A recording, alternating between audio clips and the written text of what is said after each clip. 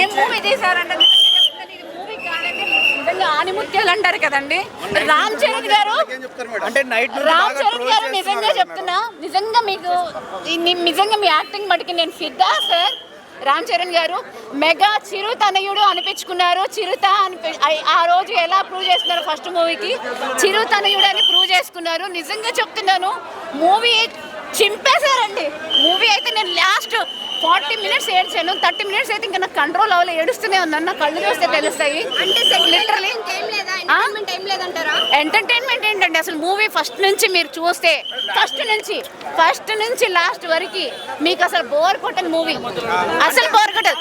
దురంధర్ కాదండి, దురంధర్ అన్నారు కదా, దురంధర్ మూవీ అన్నారు కదా, దాన్ని మించి మీరు అసలు కుర్చీలోంచి కదలకుండా చూసే మూవీ ఇదండి. నేను చెప్తున్నా 100%. నేను చెప్తున్నా ఈ మూవీకి లిటరల్లీ మీకు చాలా మంచి మూవీ. చూడండి, నెగిటివ్ రివ్యూస్ చూడకండి, వినకండి. నిజంగా చెప్తున్నా, బుచ్చిబాబు గారు నేషనల్ అవార్డు విన్నింగ్ మూవీ అండి. సెకండ్ మూవీకే మీరు నేషనల్ అవార్డు మూవీ విన్నింగ్ అయ్యారు. నేను చెప్తున్నా విన్నారు.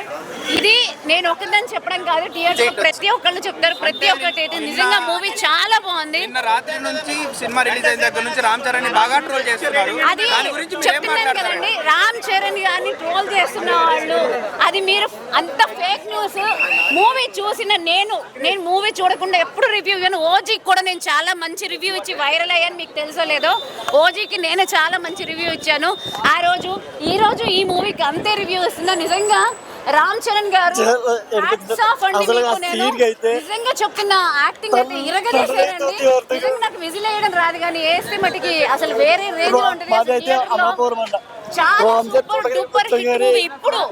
ఇప్పుడు ఈ సంవత్సరంలో వచ్చిన మూవీ నేనైతే 100కి 110 మూవీ. మీరు చూడండి, ఎంటర్టైన్మెంట్ సూపర్.